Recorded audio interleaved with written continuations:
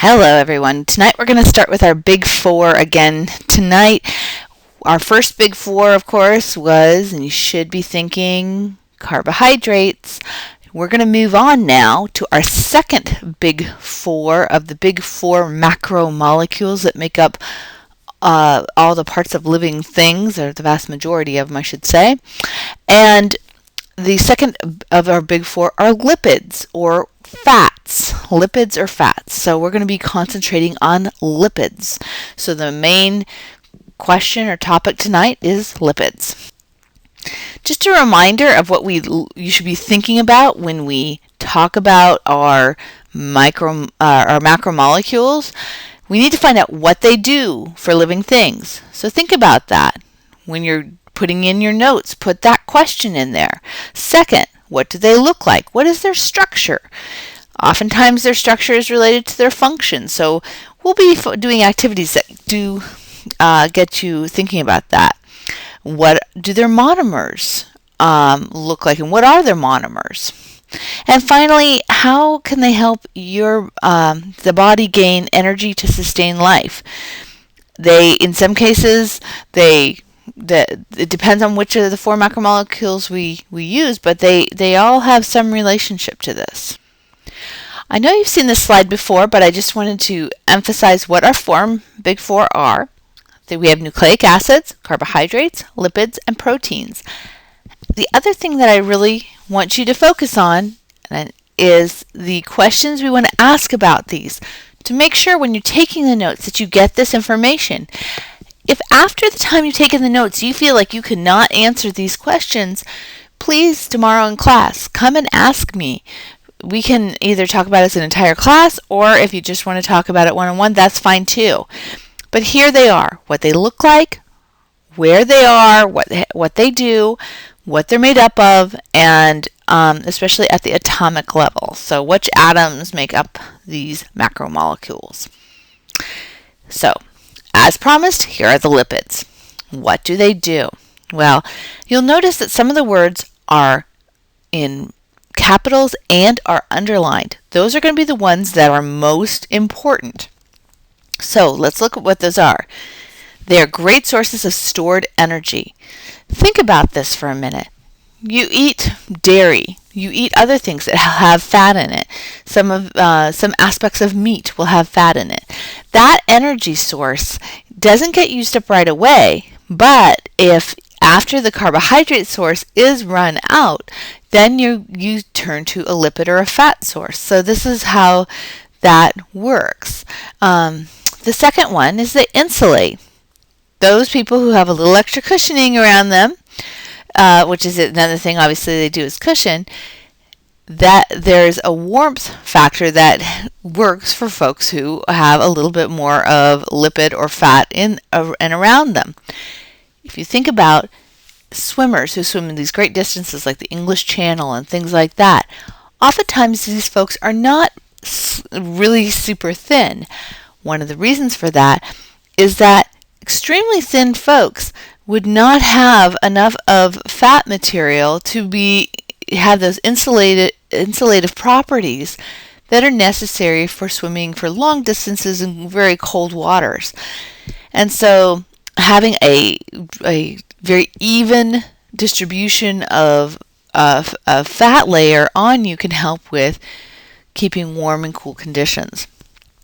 Another thing is some lipids make up some of the steroids that we know of, and so steroids are another thing to think about. Also, they waterproof surfaces of animals and plants and fruits, and so these are waxes. So anytime you know of waxes that you will see as an outer cuticle or source on different plants, especially I think of when I see them. So these are some of the properties of lipids. Again, major functions of lipids. These three are the biggies: energy storage, forming the membranes around our cells, and we'll be talking about that. They're a very important part of membranes around cells, and for hormones and vitamins. So, hormones. These are a hormone, in case you don't know what a hormone is, and many of you may have, I'm sure you've heard the word, but maybe haven't thought of what it is. What it is, it's a chemical that's released from glands. So in our endocrine system throughout our body, we have these glands and they will release hormones. And so lipids make up steroidal hormones, and they are derived from cholesterol. And so cholesterol, you've heard of good and bad cholesterol. These are lipids that are in your blood. And so these lipids then are the parts that build into these hormones. And these hormones can trigger chemical reactions away from the glands where they are given off. So the pituitary gland gives off a hormone, but actually the action may be in another location in the body. So some of examples of these are testosterone, cortisol, estrogen, and progesterone. These are all lipid-based hormones. So take a second and have these examples so you can kind of become familiar with what we're talking about when we talk about these types of hormones. Lipids. So they also are involved with waterproofing. Now, why don't we just want water to come into every place? Well, water has a way of allowing pockets of bacteria and other things that will rot such things as fruit. And it also can be a problem if you here you have a picture of the inner ear, and if you just have everything going straight into the ear, that could actually cause hearing issues. So this is one reason why things like earwax are very important for keeping things out. So where are lipids found? They are found in plants and the seeds. So some plant seeds have them. In animals, we have what's called adipose tissue. If you see the word adipose actually refers to fat parts of the body. Lipids are also found in connective tissue. And lipids make up cell membranes of all cells. All cells. Doesn't matter if it's plant, animal, fungi, bacteria. They all have a cell membrane, and that cell membrane has lipids that surround it. So that's a very, very important function. So here's some example of edible lipids. Butter and oil, of course. There's a little bit of scariness. Margarine. Okay. So lipids are made up of a chain. They're polymers, just like carbohydrates are polymers. Lipids are also polymers, and they're made up of monomers. And the most common lipids food is found from triglycerides. Okay, so that triglycerides, we're going to learn about what they are in just a second, and this is what they are made up of. So the shape of a triglyceride is just like the letter E. It looks just like this, where you can see three locations where you have chains coming out. And tri, meaning three, as you have the three locations where they're coming out of, and then you have the long chains coming out of there. And so this is a triglyceride molecule. Another thing about lipids is we have things called saturated and unsaturated fatty acids.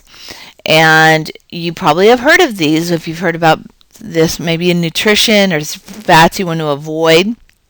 So saturated fat are the fats we try to avoid. They don't tend to be as good for the body.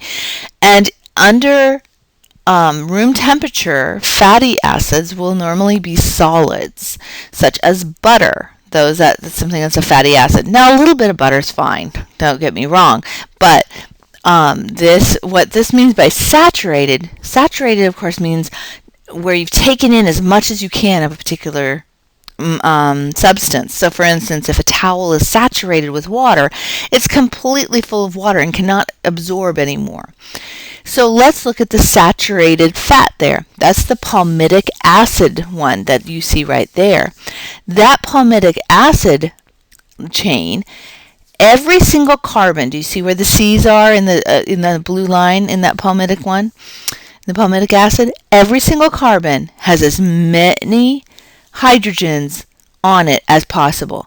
Notice there are 2 hydrogens on every single one except for the last one that even has 3 hydrogens attached to it.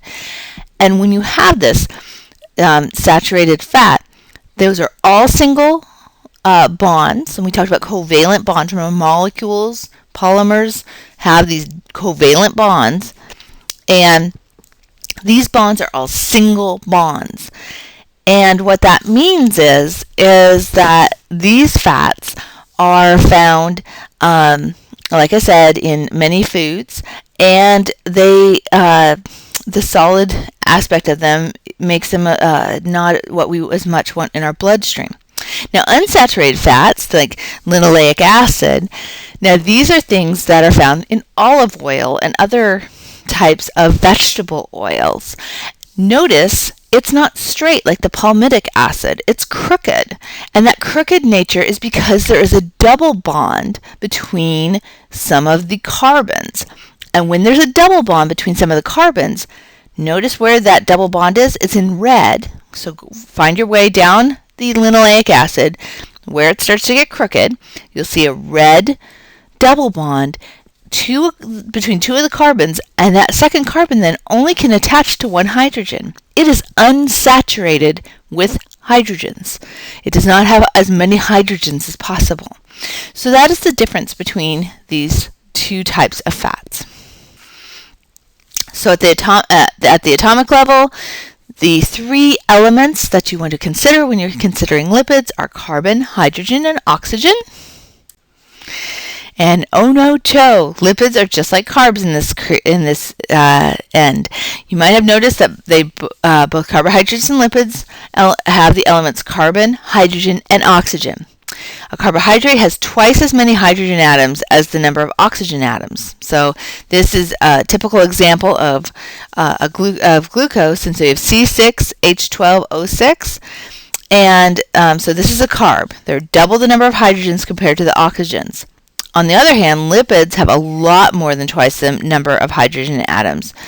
So if you're talking about a lipid, notice you have C27, then you have H46. So there are tons, and then there's O, just 1. So the amount of oxygen is a lot less, relatively speaking.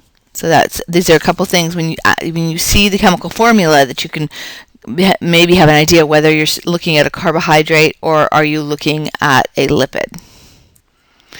So some quick review questions, and I'd like you to go back to your notes, see if these are things you can answer. What big 4 molecule stores energy for the future? And what are 3 things that lipids do in your body? What elements make up lipids? What is the monomer of a lipid? And what is the difference between saturated and unsaturated fats?